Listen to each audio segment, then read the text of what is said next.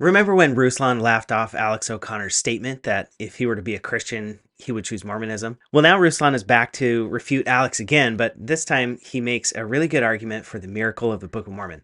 Ruslan and I are going to tag team this one. Here we go.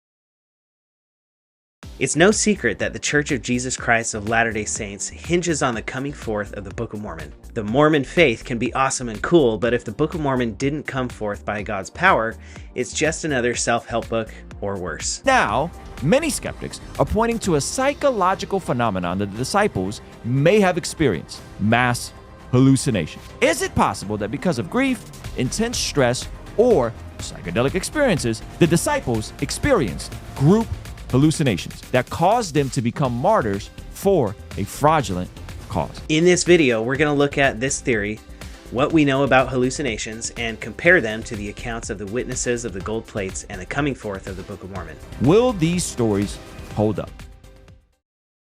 In comments and videos all over YouTube, members of the Church of Jesus Christ are having to respond to theories and accusations that the witnesses of the coming forth of the Book of Mormon were possibly deceived. Now, why is this a contention? Basically, the theory is very simple. The witnesses, who all went on to be prominent figures and leaders in the early church, and especially Joseph and Hyrum Smith, who were eventually murdered for their beliefs, would have had to know that the gold plates as an ancient record didn't actually exist, that they were fabricated by Joseph Smith, and the story was made up or plagiarized from other sources, and they came up with this story that they all agreed upon to con others into following them. So the response to that in the apologetic space has been, well, no one would die for something they knew was a lie. You have people that die for something that they know is a lie all the time, right? The people that unfortunately will be jihadis for a different faith. They die for a lie, but they believe the lie.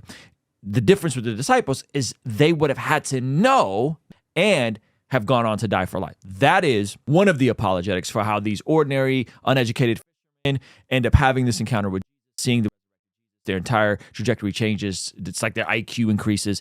And so that's the apologetic for this argument. Now, Rhett says, well, I can't explain how this could have happened. So perhaps it wasn't that they would have intentionally died for a lie. Perhaps they were deceived. Let me let him say it in his own words, and then we'll respond. Probably the most famous one is, well, why would the disciples die for a lie? Mm-hmm.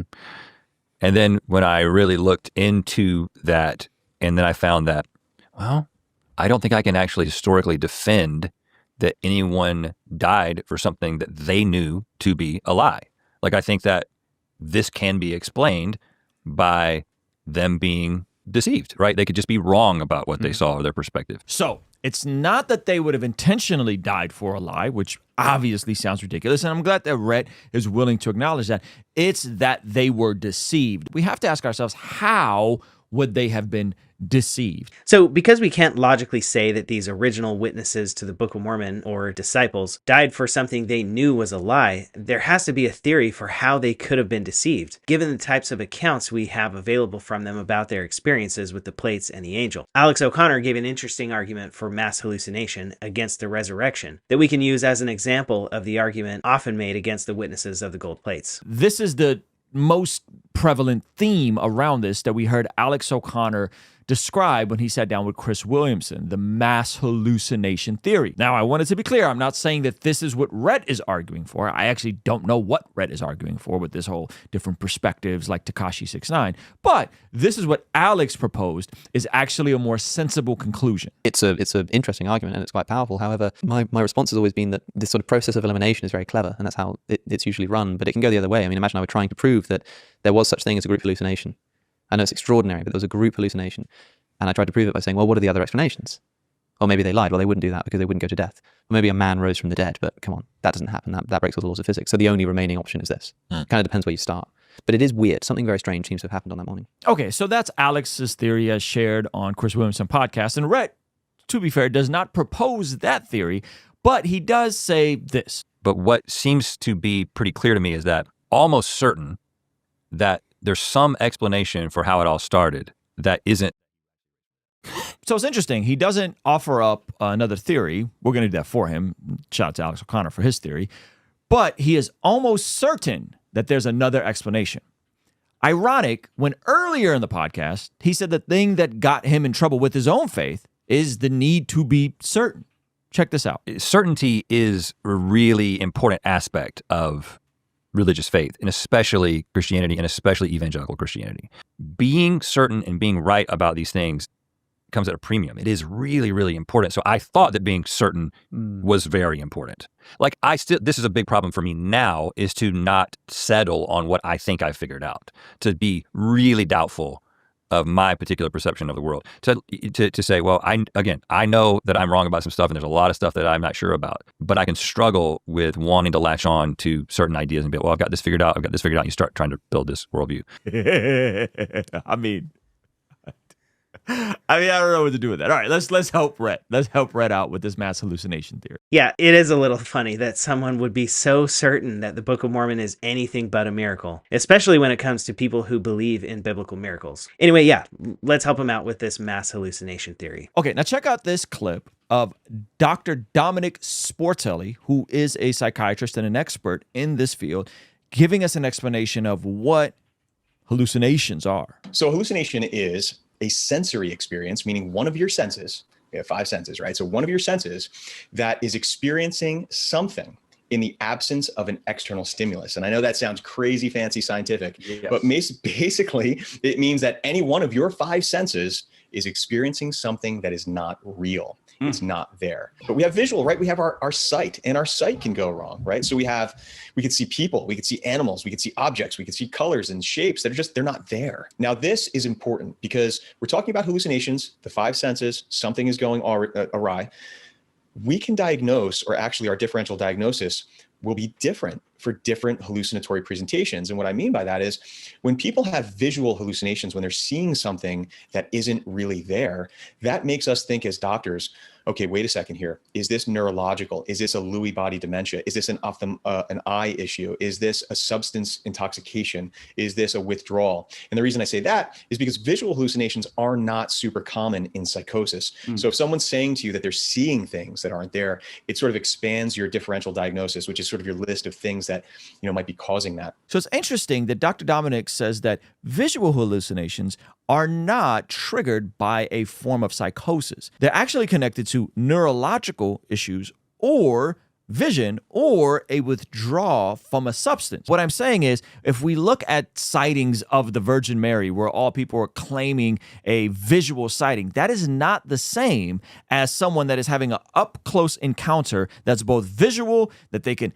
interact with and have a conversation with, that they're all saying they're having the same conversation, that they're all having the same experience that's both visual and audible. He's totally right. The witnesses of the gold plates had an up-close, multi-sensory experience with the plates, which they touched, held, and leafed through. Others saw an angel together, and others saw an angel on their own, apart from the group. And on that occasion, several of them also heard the voice of God bear record of the truth of the work. The 3 witnesses' official testimony says, in part, "Be it known unto all nations, kindreds, tongues, and people, unto whom this work shall come, that we, through the grace of God the Father and our Lord Jesus Christ, have seen the plates which contain this record. And we also know that they have been translated by the gift and power of God, for his voice hath declared it unto us. Wherefore we know of a surety that the work is true. And we also testify that we have seen the engravings which are upon the plates, and they have been shown unto us by the power of God, and not of man. And we declare with words of soberness that an angel of God came down from heaven, and he brought and laid before our eyes, that we beheld and saw the plates, and the engravings thereon. And we know that it is by the grace of God the Father and our Lord Jesus Christ that we beheld and bear record that these things are true."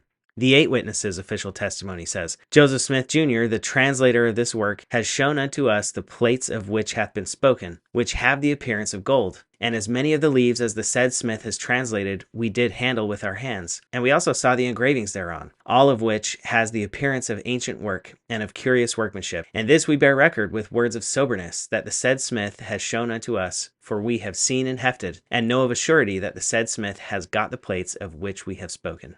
And these aren't the only statements we have from them. Although several of these men parted ways with Joseph Smith during their lifetime, none ever denied these statements. In fact, they gave statement after statement affirming what they saw and heard and touched. Now, here are 3 reasons why, according to the psychology that we have access to, it was unlikely that these were mass multisensory hallucination events happening across multiple people. 1, hallucinations are individual and subjective. This is actually cited by the American Psychological Association. The authors note that hallucinations are individual experiences, and their comprehensive review of over a century of research finds no evidence for group hallucinations. Secondly, there is a lack of shared psychological preconditions. Remember, hallucinations typically require specific triggers, such as substance abuse or some sort of psychiatric disorder. There's no evidence they collectively experienced the extreme psychological or physiological conditions necessary for shared hallucination, meaning that they would all have to have had some form of schizophrenia to all have these same exact types of hallucinations. And lastly, the duration and complexity of all these experiences. Hallucinations are generally brief, fragmented, and lack the interactive multisensory quality. Lack the multisensory quality of the Book of Mormon witness account. Yeah, that's right.